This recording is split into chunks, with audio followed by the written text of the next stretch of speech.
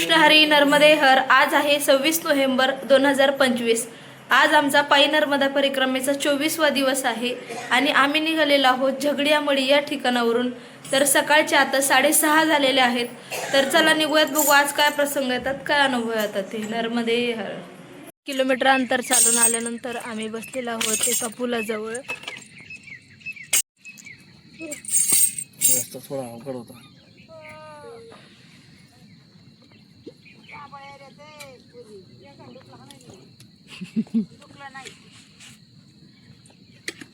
थोडी विश्रांती करून सगळे परिक्रमावासी निघालेले आहेत पुढच्या दिशेने।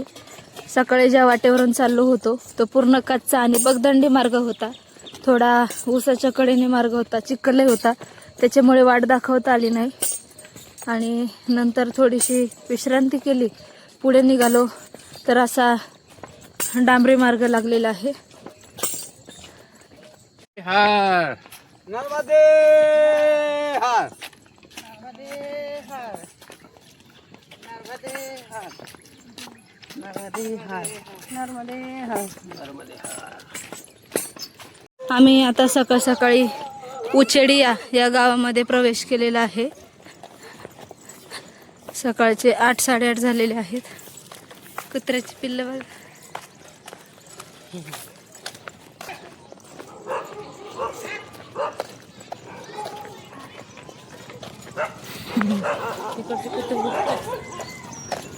त्यांच्यात वाद चालू कुत्र्यांमध्ये। रोकडी या गावातून पुढे आलो आणि पुढे आल्यानंतर आम्ही एका ठिकाणी थांबलेलो आहोत।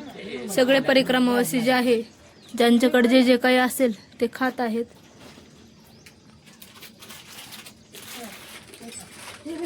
आम्ही थोडंसं पुढे आलो आणि पुढे आल्यानंतर गुमानदेव पासून हायवे लागलेला आहे पुढे रोकडी हनुमानकडे जाताना।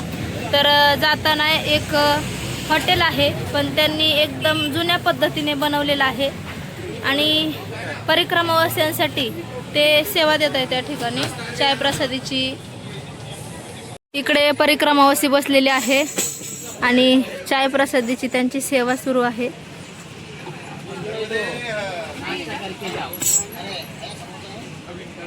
नर्मदा परिक्रमावासियांना समोसा आहे, पण विदाऊट कांदा आणि लसूणचा आहे। तर हे बाबा जे आहेत ते सेवा देत आहेत। नर्मदे हर।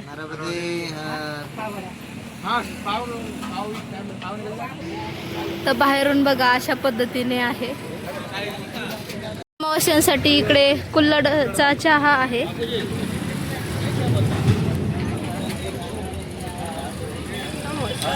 परिक्रमावासियांनी तिथे चाय प्रसादी घेतली, सेवा घेतली आणि आम्ही निघालेलो आहोत पुढे। तर आता जो रस्ता लागलेला आहे तो हायवे लागलेला आहे। परत पुढे 1.5 ते 2 किलोमीटर अंतरावरती गेलं की डाव्या हाताला वळून हायवेच आहे, पण थोडीशी जी दळणवळण आहे वाहनांची ती थोडी कमी आहे। या हायवेने आता निघालेलो आहोत। ऊन पण इतकं वाढलं, आता 9:30 वाजले, 9:15 झाले सॉरी, पण प्रचंड घाम येतोय सर्वांना। उष्णता जास्त आहे समुद्रामुळे। पुढे आल्यानंतर आम्ही बसलेलो आहोत विश्रांतीला आणि खूप जास्त ऊन आहे आणि डांबरी जो रस्ता आहे तो खालून तापलेला आहे आणि समुद्र जवळ असल्यामुळे उष्णता एवढी वाढलेली आहे की थोडं जरी चाललं तर माणूस घामाघूम होतंय। त्याच्यामुळे एक इथे कमान होती, त्या कमानीची जी सावली असते त्या सावलीला आम्ही बसलेलो आहोत सगळेजण। थोडीशी विश्रांती केली, पुढे आलो आणि पुढे आल्यानंतर या ठिकाणी अशी ही दुकानं लागलेली आहेत। तर इथे परिक्रमावासियांना बालभोगची सेवा आहे। सगळे परिक्रमावासी बसलेले आहे, पण आम्ही मगाशी खाल्ल्यामुळे आता काही खाणार नाही, बाकीचे प्रसादी घेत आहेत। नर्मदे हर। परिक्रमावासियांनी चाय प्रसादी घेतली आणि आम्ही पुढे आलो। इतक्या प्रचंड प्रमाणात ऊन वाढलंय। मी मगाशी म्हणलं होतं आणि कालही बोलले होते की समुद्र जवळ आहे, त्याच्यामुळे इतकं प्रचंड प्रमाणात उष्णता वाढली ना, अक्षरशः असं पूर्ण अंगात पाणी झाले घामाघामाने। परिक्रमावासी ना असे कसं जबरदस्तीने कसं चालवल्या बळत चालवण्यासारखं म्हणतो ना आपण, तसं चालते सगळे। चालायचे म्हणून चालवले सगळे।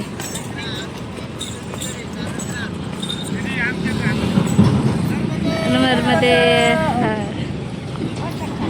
दुपारचं कडक ऊन झालंय. आता 12:30 वाजलेत आणि परिक्रमावासियांना तहानही लागली होती. त्याच्यामुळे एका बाबाजींनी त्यांचं हे पाण्याचा जो टँकर आहे तो इथं थांबवलेला आहे परिक्रमावासियांना पाणी पिण्यासाठी. मी पाणी घेते. सकाळी निघल्यापासून तब्बल 15-16 किलोमीटर पुढे चालून आल्यानंतर या ठिकाणी नर्मदा परिक्रमा सेवा आश्रम आहे, ज्याला रोकडिया हनुमान म्हणून पण ओळखलं जातं.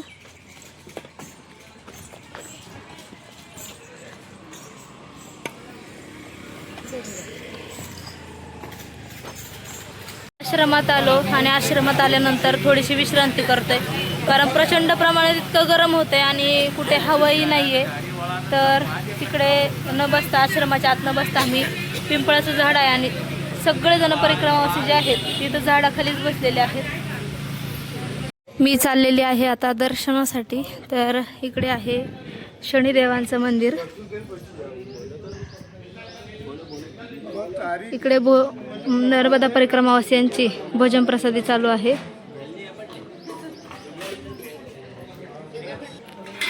इकडे आहे शनी महादेव महाराज. इकडे आहे प्रभू रामचंद्र, सीता मैया आणि लक्ष्मणजी यांचं हे मंदिर आहे आणि त्याच्याच बाजूला नागतीर्थ रोकडिया हनुमान. नर्मदे हर.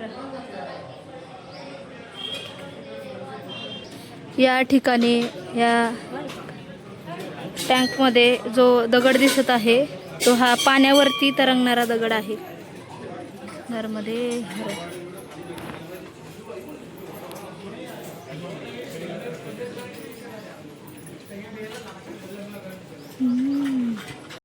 इकडे आहेत हनुमंतराय.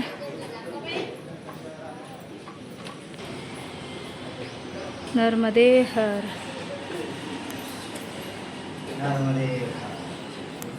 नर्मदे हर. नर्मदे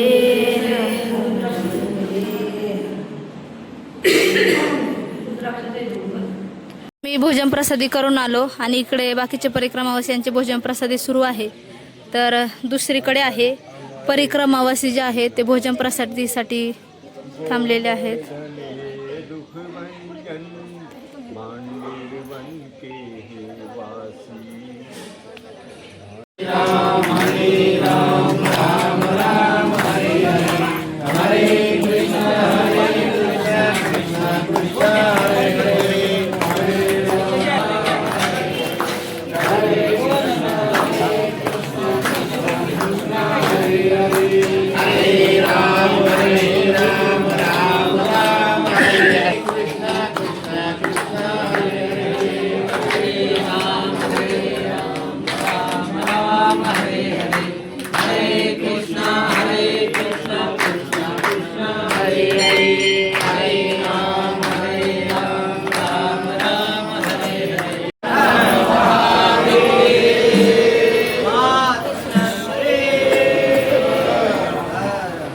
प्रसादी केली आणि पुढे निघालो. पुढे 3-4 किलोमीटर चालून आल्यानंतर इथे वडाचं झाड आहे, त्याच्या खाली सगळे परिक्रमावासी जे आहेत ते विश्रांतीला बसलेले आहेत. बघा घाम झालाय सगळ्या अंगाचा. परिक्रमामधले हे एक बाबा जे आहेत, काय होतं की आपण परिक्रमेत चालत असताना काही जण स्लिपिंग बॅग आणतं, कोणी आणत नाही, किंवा काहींकडे कसं असतं की वजन जास्त होतं. मग ह्या बाबांनी काय आता डोकं लढवलंय की जे ब्लँकेट आहे त्यांचं, त्या ब्लँकेटला वरून हे शिवून घ्यायचं आणि त्याला बिळं पाडायची, म्हणजे अजिबात थंडी वाजत नाही. चला नर्मदे हर. मी आता आलेलो आहोत अंकलेश्वरमध्ये आणि आता सायंकाळचे 4:30 झालेले आहेत. तर अजून 1.5 किलोमीटरवरती आश्रम आहे. तर आम्ही बसलेलो आहोत एका ठिकाणी. पाठीमागे मंदिर आहे. थोडा वेळ विश्रांती करतो कारण की पाय खूप दुखायला लागलेले आहेत आणि नंतर आश्रमात जातो. रामकुंड आहे, त्या ठिकाणी आम्ही आता प्रवेश केलेला आहे. आज थोडंसं उशीर झाला आम्हाला आतमध्ये यायला, तर आम्ही आता आतमध्ये आलेलो आहोत आश्रमाच्या.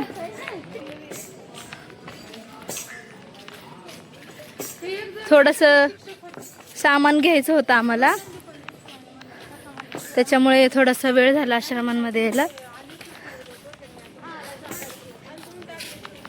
राधे राधे. राधे राधे मेनका.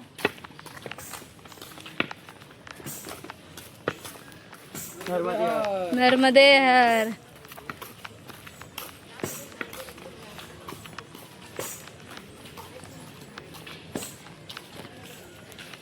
इकडे आहे रामकुंड.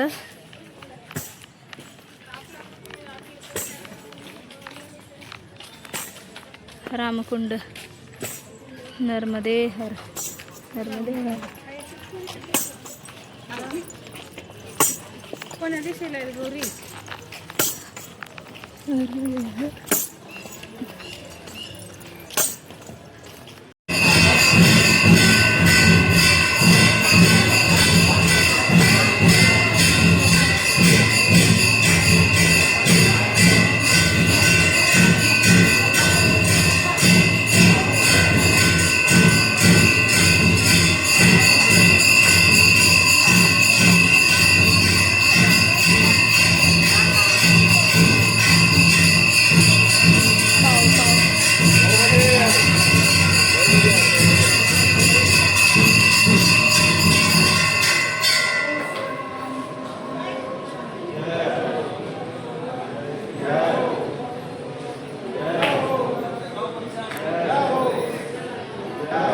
झालेली आहे आरती आणि रामकुंड या ठिकाणी मी आलेली आहे.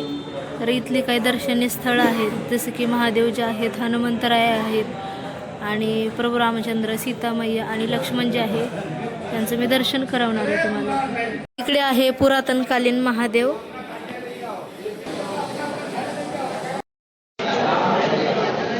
इकडे आहे प्रभू रामचंद्र आणि सीतामय्या.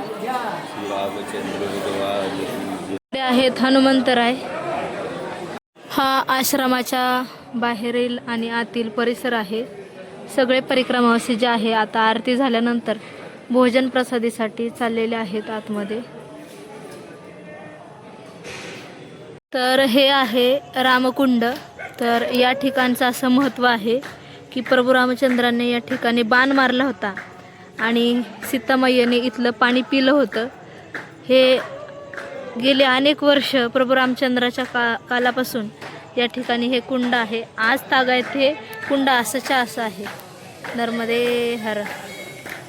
आश्रमाच्याच बाजूला इकडे आहे गौशाला.